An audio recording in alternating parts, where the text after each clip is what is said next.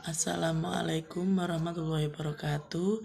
Saya Jadibah Hanum Merbawangi dari kelas 2C dari Prodi Biaud. Di sini saya akan menjelaskan tentang materi subjek pendidikan untuk mata kuliah Tafsir Tarbawi. Subjek pendidikan sangat berpengaruh sekali kepada keberhasilan atau gagalnya pendidikan. Subjek pendidikan adalah orang ataupun kelompok yang bertanggung jawab dalam memberikan pendidikan, sehingga materi yang diajarkan atau yang disampaikan dapat dipahami oleh objek pendidikan.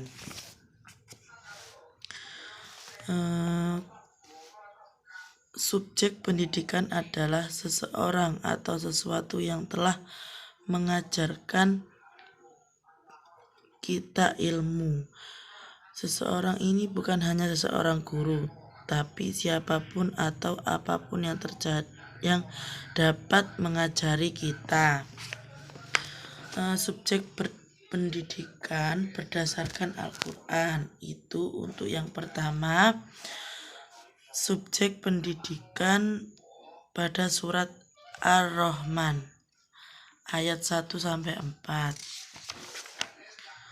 Untuk tafsir ayatnya yang pertama Ar-Rahman. Ar-Rahman sebagaimana sudah diketahui adalah yang maha pengasih kepada seluruh makhluknya. Kasihnya tak pilih kasih. Yang kedua, Allamal Quran, yaitu artinya yang telah mengajarkan Al-Quran. Maksudnya Allah mengajarkan Al-Quran kepada nabinya Muhammad. Cara mengajarinya, Allah mula-mula mengajarkannya kepada Jibril, lalu Jibril menyampaikannya kepada Nabi. Setelah itu Nabi menyampaikannya kepada para sahabat, dan para sahabat menyampaikannya kepada umat manusia. Kemudian khalaqal insan, yang artinya dia menciptakan manusia. Begitu juga penciptaan manusia khusus disebutkan di sini dan juga di awal, karena manusia adalah makhluknya yang paling mulia. Kemudian Allamahul bayan, yang artinya mengajarkannya pandai berbicara, yaitu Allah juga memberi manusia kemampuan bicara, hanya berbicara tetapi juga kemampuan menjelaskan pikirannya. Nilai-nilai pendidikan, yaitu Allah adalah Maha Guru pertama dan utama umat manusia. Kedua, setelah Al-Quran, maka yang diajarkan Allah pertama kali kepada manusia adalah kemampuan menjelaskan atau ekspresi atau al-bayan. Implementasi nilai-nilai pendidikan.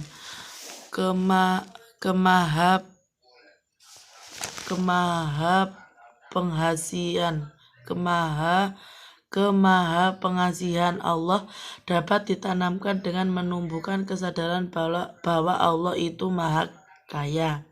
Kedua, kesadaran itu dapat ditumbuhkan dengan metode ceramah, diskusi, teladan, metode proyek, dan sebagainya. Untuk surat kedua, itu surat Al-Najm ayat 1-10. Tafsir ayatnya yang pertama, wal najmi idza hawa, yang artinya demi bintang ketika terbenam, yaitu pendapat yang kita pilih tentang makna ini makna di sini adalah bintang tersesat ke dalam orbit bumi lalu tertarik ke dalam atmosfer bumi dan kembali lagi melesat ke ruang angkasa. Peristiwa tersesat itulah yang disebut dengan 59, artinya harfiahnya jatuh. Dalam ayat itu bintang itu disebut meteor.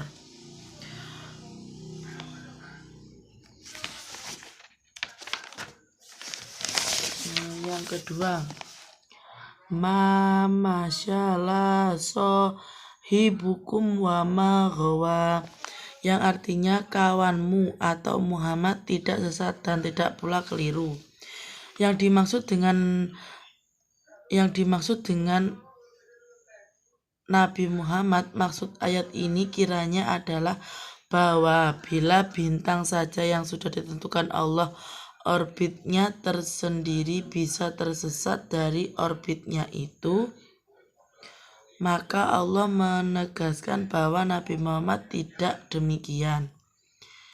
Dia tidak pernah tersesat dari jalan yang benar. Untuk selanjutnya, wa ma yantiqu na'i al hawa, yang artinya dan dia tiada mengucapkan menurut bahwa nafsunya. Apa saja yang disampaikan oleh Nabi Muhammad bukanlah berdasarkan hawa nafsu atau untuk kepentingan pribadinya sendiri. Kemudian in huwa illa wahyuha, yang artinya ucapannya itu tiada lain hanyalah wahyu yang diwahyukan. Yang artinya apa yang disampaikannya kepada umat seluruhnya adalah yang diwahyukan Allah. Ada pula penyampaian itu dengan cara bahwa Jibril mengubah bentuknya menjadi manusia lalu mengajarkan kepada Nabi, sekaligus kadang-kadang didengar pula oleh para sahabat yang hadir. Bentuk wahyu itu ada dua macam, yaitu wahyu langsung dan teksnya dari Allah yaitu Al-Quran, dan wahyu yang pesannya dari Allah tetapi perwujudannya menjadi teks atau perbuatannya dari Nabi yang disebut hadis.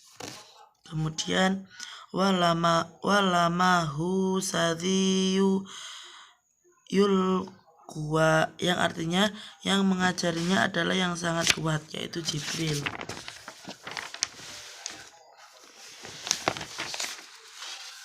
Bagaimana kuatnya Jibril itu dilukiskan dalam Al-Quran, bahwa dia dalam bentuk aslinya memiliki 600 sayap. Jibril yang perkasa, terpercaya, dan sifat-sifat lainnya itulah yang mengajari Nabi Muhammad. Di antara yang diajarkannya adalah Al-Quran. Oleh karena itu Al-Quran dipercaya sampai kepada Nabi Muhammad secara utuh, karena pembawanya tidak bisa dikalahkan dan diintervensi oleh iblis. Di samping dia begitu jujurnya memelihara dan menyampaikannya kepada Nabi Muhammad. Kemudian dzumiratin fa'astawa, yang artinya yang mempunyai akal yang cerdas lalu menampakkan diri dengan rupa yang asli. Jibril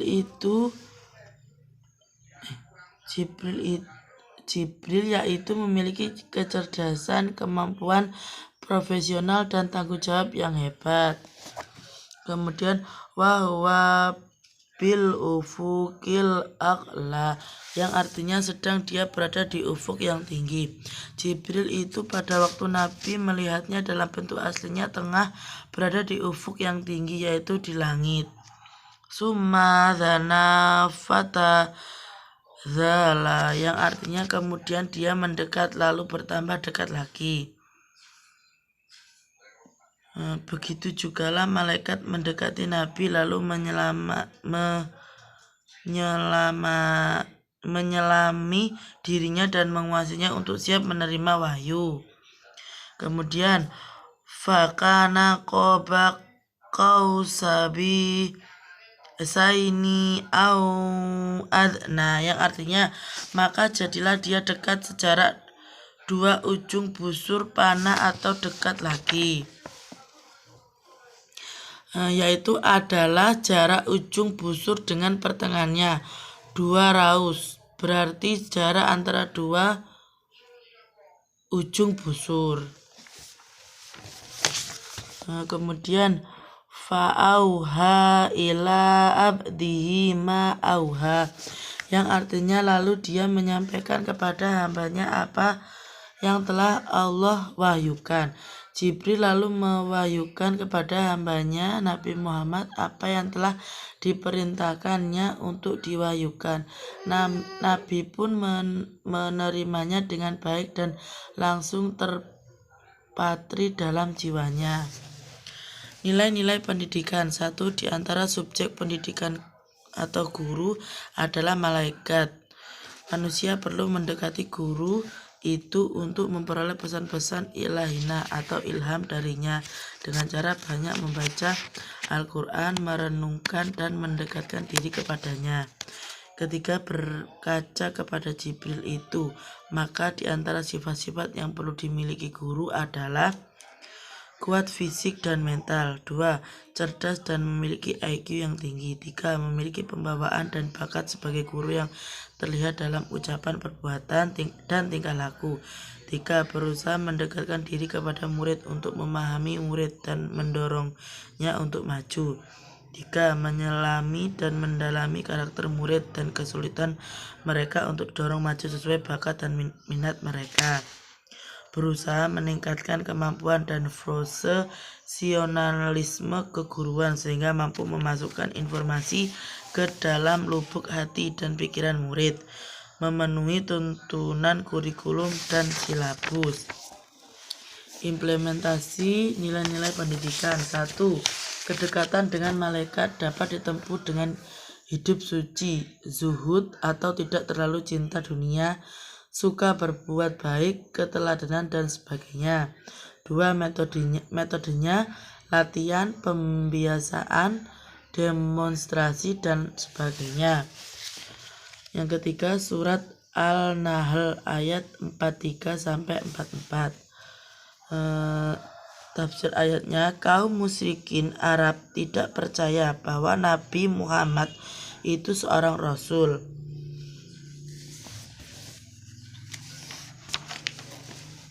Manusia tidak layak menolak manusia sebagai Rasul Allah. Oleh karenanya hal itu wewenang Allah.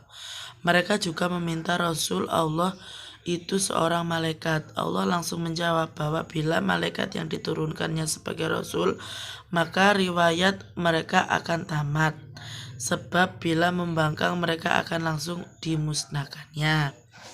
Karena itulah Allah menegaskan bahwa yang terangkan tidak pernah menurunkan Rasul manusia, namun bukan manusia sembarangan, manusia yang dipilihnya dan diberinya wahyu. Manusia sebagai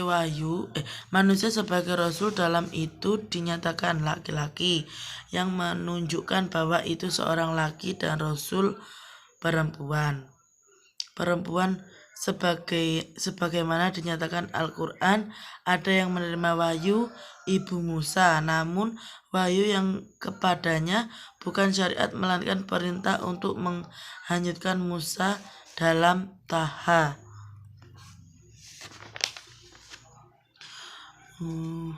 Huruf jar dalam ayat di atas dikaitkan kepada nawaha dalam ayat sebelumnya. Jadi rasul-rasul yang dikirim Allah itu dia diberi mereka wahyu dalam bentuk bayinat dan zubur.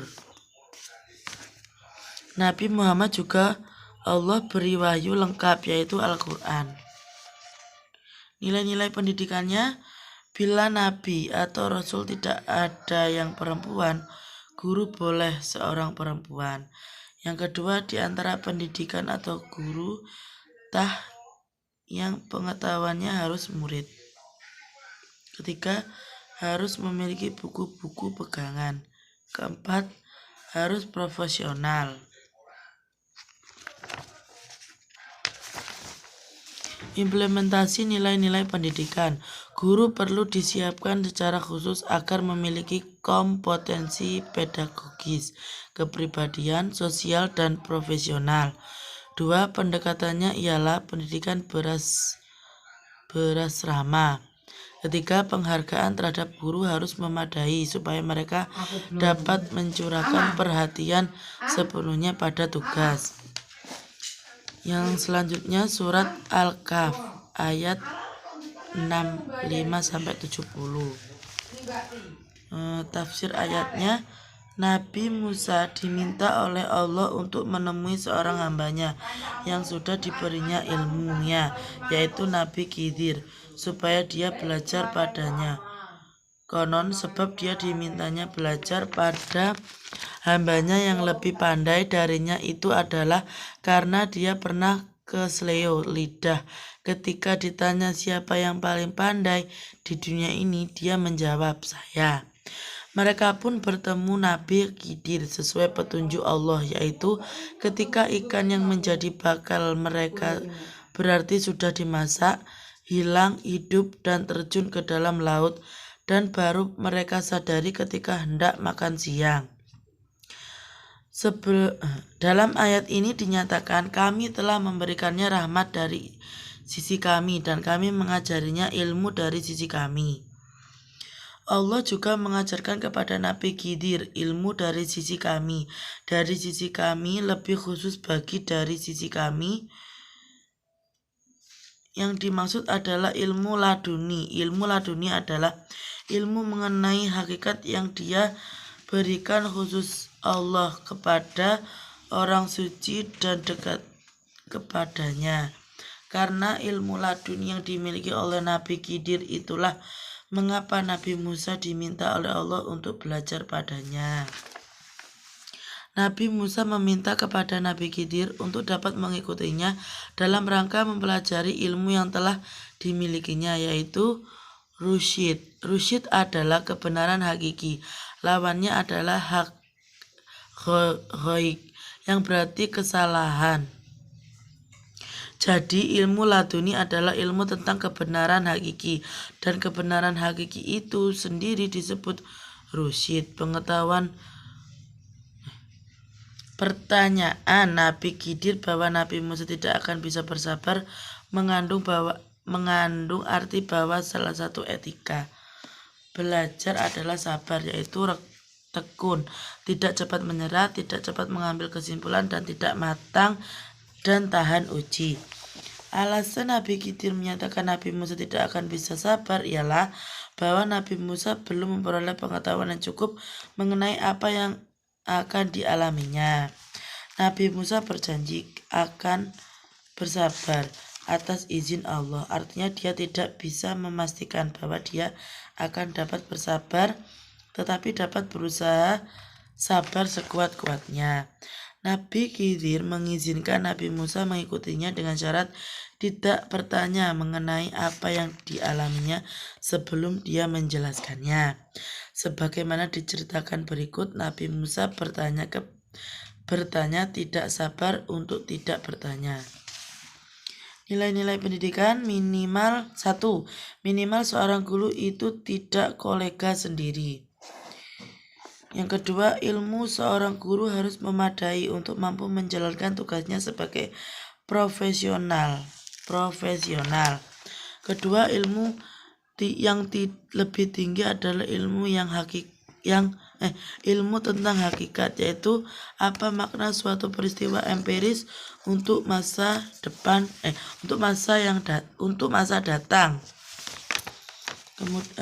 Begitu saja penjelasan dari saya. Mohon maaf jika ada kesalahan.